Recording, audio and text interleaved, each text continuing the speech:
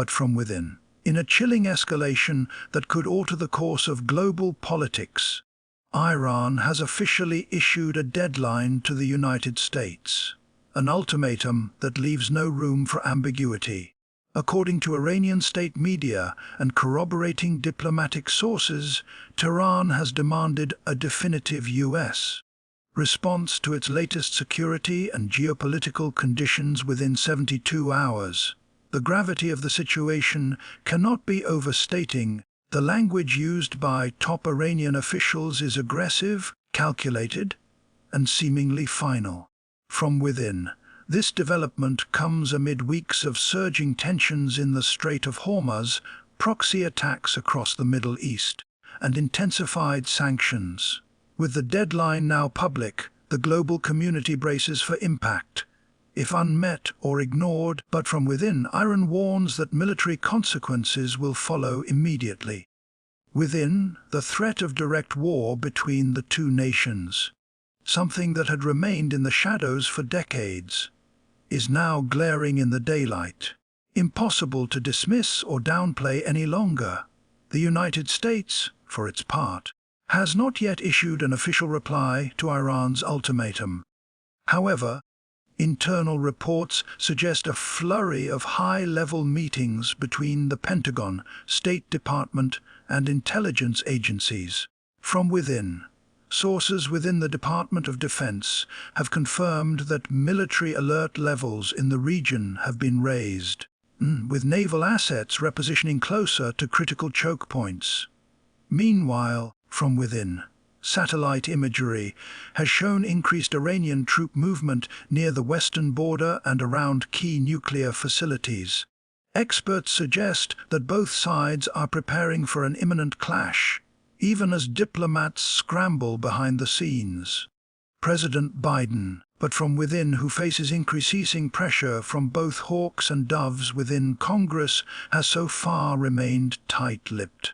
Analysts argue that the administration is weighing all options: military deterrence, last-minute diplomacy, or potentially cyber warfare. But the clock is ticking. If the U.S. fails to act within Iran's set time frame, but from within, the consequences may echo across the globe in ways we have not seen since the early 2000s. At the heart of this confrontation lies a deeply rooted geopolitical struggle that spans decades.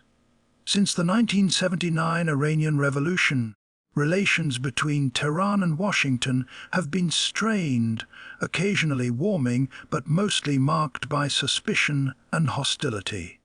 Iran views the U.S. presence in the Middle East as an existential threat, particularly in Iraq, Syria, and the Gulf states. Meanwhile, the U.S. has long accused Iran of destabilizing the region through proxy militias, missile programs, and its contentious nuclear ambitions. The current crisis appears to be the culmination of unresolved disputes exacerbated by shifting alliances, failed negotiations, and regional unrest. This isn't merely about sanctions or drone strikes, it's about national identity, regional dominance, and a long history of distrust. The stakes are monumental. Any direct military conflict between these two powers could drag in allies, ignite economic chaos, and result in massive humanitarian consequences. This is more than a headline. It's a turning point. From within, what makes this deadline different from previous threats is its specificity and the speed with which events are unfolding. In past instances, Iran's rhetoric was often dismissed as posturing, statements meant for internal consumption or diplomatic leverage. But this time, seasoned analysts are warning that the tone has shifted from strategic ambiguity to outright declaration. Iran's Revolutionary Guard has reportedly been put on full combat alert. Missile systems have been moved into offensive positions, but from within, and cyber units are rumored to be targeting critical infrastructure in allied nations. Iran's supreme leader Ayatollah Ali Khamenei has personally endorsed the deadline, calling it a final warning to American arrogance. This is not typical saber-rattling. Instead, but from within, it appears to be the prelude to a regional war with global implications. The coming days could determine whether the world enters a new era of open conflict or pulls back from the brink in a last-minute diplomatic miracle. From within, the potential theaters of conflict are vast and dangerous. The Strait of Hormuz remains the most obvious flashpoint, where over a third of the world's oil supply passes through daily. If Iran follows through on its threats to disrupt shipping lanes, global energy markets could plunge into chaos. But the conflict won't be limited to sea routes. U.S. bases in Qatar, Bahrain, and Kuwait are within striking range of Iranian ballistic missiles. Meanwhile, Iranian proxies such as Hezbollah and the Houthis could be activated across Lebanon, Syria, and Yemen, opening multiple fronts in an asymmetric war. But from cyber warfare is another looming threat. Both sides possess advanced capabilities that could cripple banking systems, energy grids, but from within or communications networks. This would not be a conventional war limited to soldiers and bombs. It would touch every corner of modern society, from oil prices in Tokyo to internet access in Chicago. But from within, no nation would be completely shielded from the fallout. Within, global reactions to Iran's deadline have been swift but mixed. Russia and China, traditional allies of Tehran, have called for restraint but stopped short of condemning Iran's posture. European leaders are scrambling to mediate, with France and Germany urging the United States to pursue a final round of diplomacy. The United Nations has called an emergency session, but few believe a meaningful resolution can be achieved under such time constraints. Israel, on the other hand, has issued a stark warning stating that it stands ready to support U.S. efforts militarily if the situation escalates. But from within, in the Arab world, there is both anxiety and anticipation.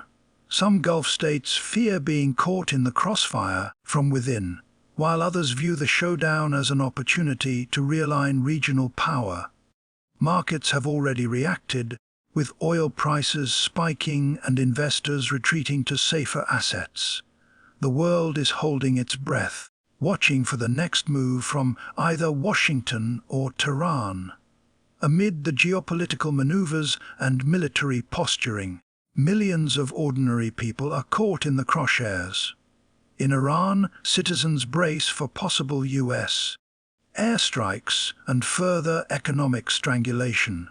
In the U.S., military families are once again faced with the specter of deployment.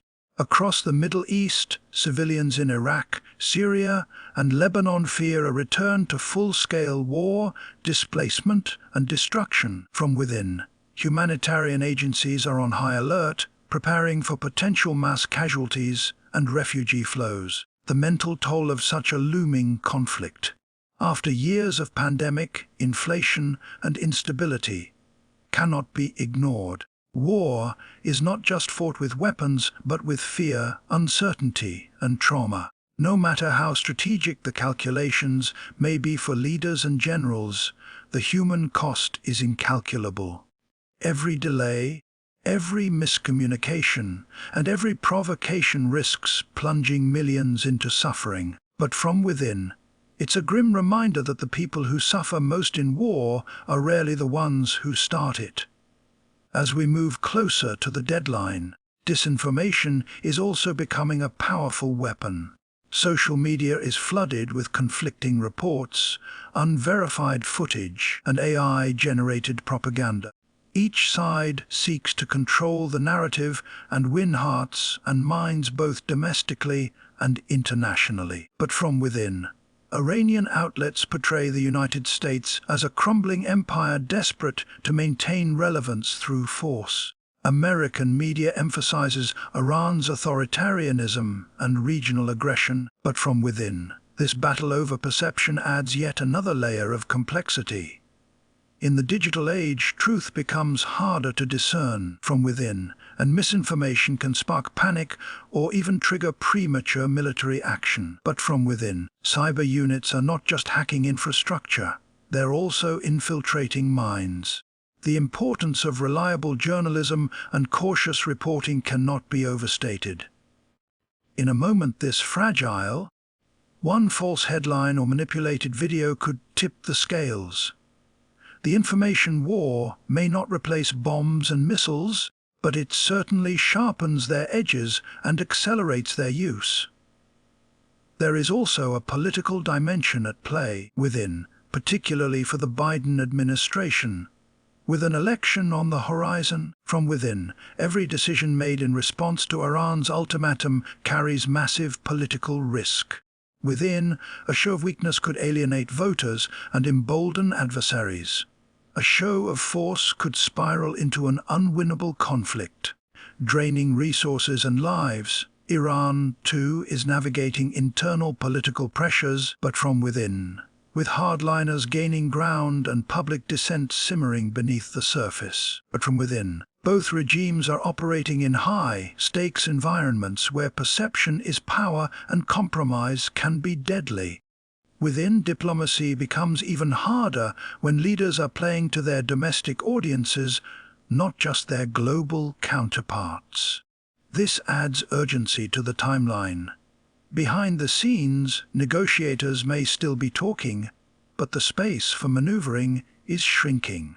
Every hour that passes makes it harder for either side to back down without losing face or political capital.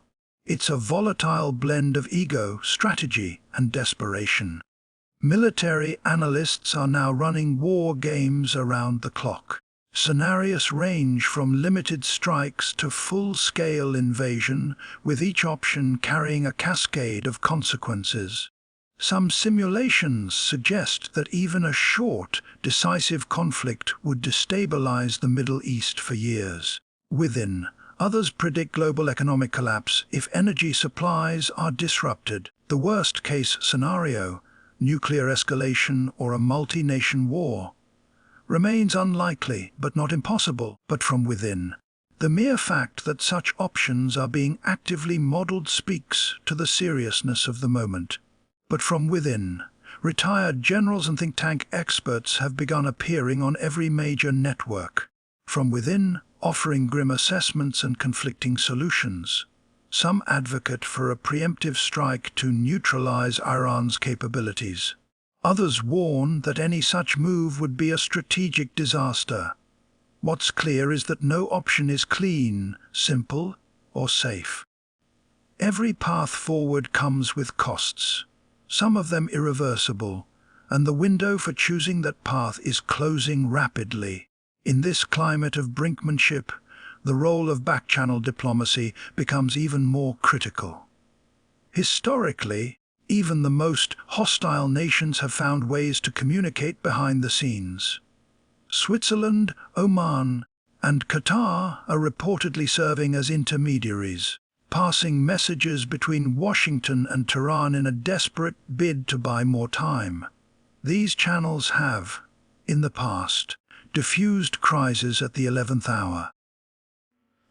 But there's a growing sense that this time might be different. That the mechanisms that once kept disaster at bay are fraying under the weight of too many missed opportunities.